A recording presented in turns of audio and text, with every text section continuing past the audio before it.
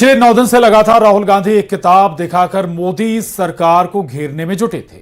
सरकार ने लोकसभा के स्पीकर ने बार बार ये कहा कि जो किताब अब तक पब्लिश नहीं हुई है, सदन में उसका जिक्र नहीं होना चाहिए। लेकिन राहुल गांधी अपनी जिद पर अड़े रहे। पेंगुइन पब्लिकेशन ने यह साफ कर दिया कि जनरल नरवणे की जिस किताब का जिक्र किया जा रहा वो अब तक छपी ही नहीं है। इस बीच खुद जनरल नरवणे ने ट्वीट कर लिखा कि वो किताब अब तक छपी नहीं है, यानी कांग्रेस और राहुल गांधी जो कह रहे थे उसकी अब पूरी तरह से हवा निकल गई है।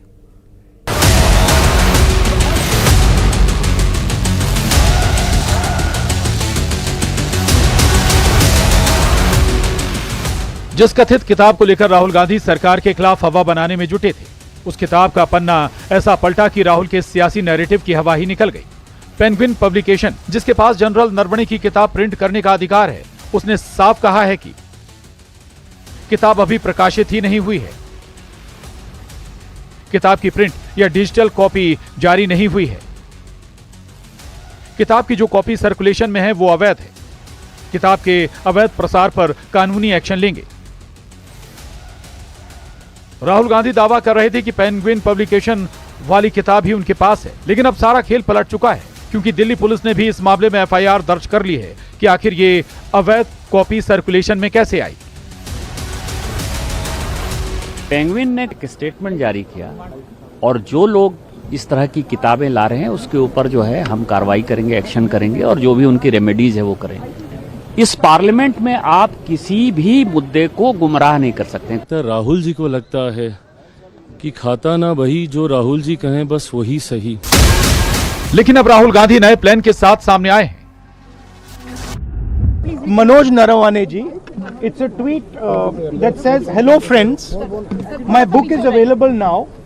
Just follow the link. Happy reading. Jai Hind." So the point I'm making is, either Mr. Naravane is lying, and I believe the army chief. Okay, I don't think he will lie, or Penguin is lying. Somebody needs to. Both cannot be telling the truth. लेकिन ये दांव भी फीका पड़ गया, क्योंकि general Naravane ने आज पेंगुइन का बयान शेयर करते हुए लिखा है कि ये किताब अभी तक प्रकाशित नहीं हुई है। औपचारिक रिलीज पर ही किताब प्रकाशित मानी जाती है और ये ही मौजूदा स्थिति है। लेकिन आज संसद से एक हैरान करने वाली तस्वीर सामने आई। 4 फरवरी वाली तस्वीर तो सबने देखी थी कि कैसे कांग्रेस की महिला सांसद सदन में पीएम की सीट तक पहुंच गई थी। लेकिन इस पूरी घटना का अब एक नया वीडियो सामने आया है। इस वीडियो में साफ साफ दिख रहा है कि कांग्रेस की महिला सांसद न सिर्फ वहां पहुंची, बल्कि और लोगों से भी वहां आने को कह रही थी। वीडियो में वहां कांग्रेस सांसद इमरान मसूद भी दिख रहे हैं, जो सबको आगे बढ़ने के लिए कह रहे हैं। पास में ही केंद्रीय मंत्री पीयूष गोयल, अश्विनी वैष्णव, गिरिराज सिंह और सांसद निशिकांत दुबे हैं। गिरिराज सिंह और अश्विनी वैष्णव हाथ जोड़कर कांग्रेसी सांसदों से लौटने की अपील कर रहे हैं। इस पूरे घटनाक्रम को देखने के बाद 2 बड़े बयान सुनिए।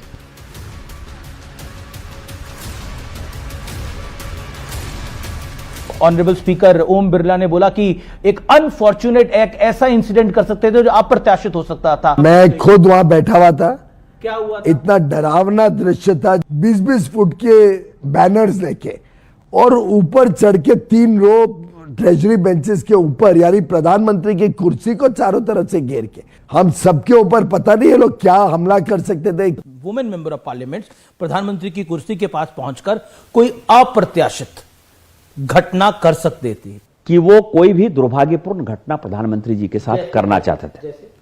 धक्का दे सकते थे, कपड़े फाड़ सकते थे, प्रधानमंत्री जी के ऊपर उल्टे पुल्टे आरोप लगा सकते थे, कुछ भी हो सकता था।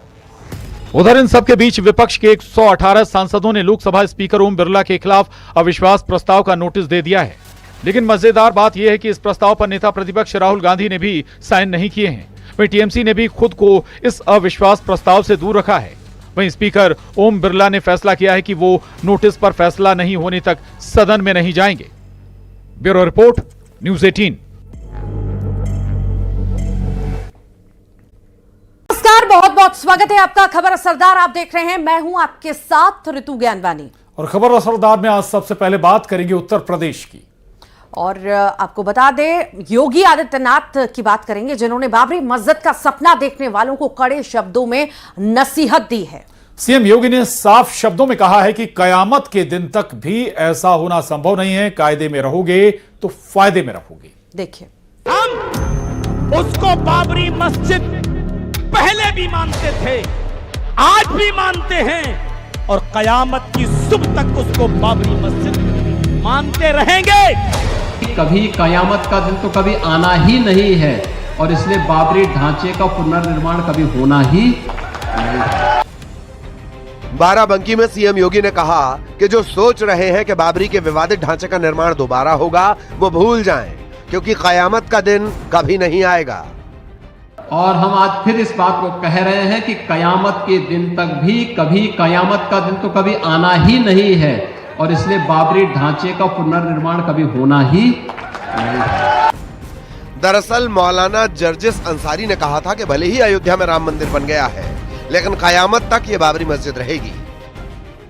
हम उसको बाबरी मस्जिद पहले भी मानते थे, आज भी मानते हैं और कयामत की सुबह तक उसको बाबरी मस्जिद मानते रहेंगे। जब तक जिंदा हूं कहता भी रहूंगा कि वो बाबरी मस्जिद थी, बाबरी मस्जिद है, बाबरी मस्जिद रहेगी। किसी के खत्म कर देने से मेरे भाइयों कोई चीज खत्म नहीं हो जाती है। सीएम योगी ने कानून तोड़ने वालों को सख्त चेतावनी दी कि कायदे में रहोगे तो फायदे में रहोगे। कयामत के दिन के लिए मत जियो, हिंदुस्तान में कायदे से रहना सीखो, कायदे से रहना सीखो। यहां का कानून मानो, कानून मानोगे, कायदे से रहोगे तो फायदे में रहोगे। कानून कोई तोड़ेगा तो वह रास्ता सीधे जहन्नुम की तरफ ही लेके जाता है, कहीं और की तरफ नहीं लेके। सीएम योगी के कयामत वाले बयान पर अखिलेश ने पलटवार कर कहा कि उर्दू के खिलाफ वाले उर्दू क्यों बोल रहे हैं, कुर्सी जाने का खतरा हुआ तो ऐसा बयान दे रहे हैं। उनसे कहो कयामत उर्दू मत इस्तेमाल करो। जो मुख्यमंत्री उर्दू के खिलाफ था वो कयामत की बात कर रहा है। अरे कयामत के अलावा कोई दूसरा शब्द इस्तेमाल करो। फिर कहता हूं मैं आपसे, जब मुख्यमंत्री घिर जाते हैं, बीजेपी कमजोर हो जाती है, उनकी कुर्सी जाने का डर बढ़ जाता है, तो वो क्या करते हैं, कम्युनल हो जाते हैं। उधर सीएम योगी के बयान पर मौलाना साजिद रशीदी ने भी एतराज जताया है। लेकिन ये जो बात कही उन्होंने कि कयामत तक ऐसा नहीं होगा, बाबरी मस्जिद का पूर्ण निर्माण नहीं होगा, मैं समझता हूं ये खुदाई दावा है और संविधान में भी ऐसा कुछ कहीं नहीं लिखा है कि बाबर के नाम पर कोई मस्जिद हिंदुस्तान में नहीं बनेगी। ये गैर संवैधानिक सी बातें हैं। वहीं अयोध्या के संतों ने सीएम योगी के बयान का समर्थन किया है। अगर योगी जी न्याय चाहते हैं तो जनसंख्या नियंत्रण कानून, समान नागरिक संहिता पर जोर दें जितना जल्दी हो सके। नहीं तो दुर्भाग्य है कि आज भारत में रह करके भी सर्वोच्च न्यायालय के बाद भी लोग जो है अभी भी बड़े बड़े संवैधानिक पदों पर बैठे हुए लोग, जैसे AIMIM के प्रमुख असदुद्दीन ओवैसी जैसे लोग, माननीय सर्वोच्च न्यायालय के जजमेंट के खिलाफ कहते हैं कि वहां बाबरी मस्जिद थी, है और रहेगी। इस तरह का जो बयान दे रहे हैं इसको गंभीरता से लेने की भी जरूरत है। पश्चिम बंगाल के मुर्शिदाबाद में नई बाबरी मस्जिद के निर्माण को रोकने के लिए विश्व हिंदू रक्षा परिषद रैली निकाल रहा है। पोस्टर्स में लिखा है, हुमायूं हम आएंगे, बाबरी को गिराएंगे। Bureau report, news 18।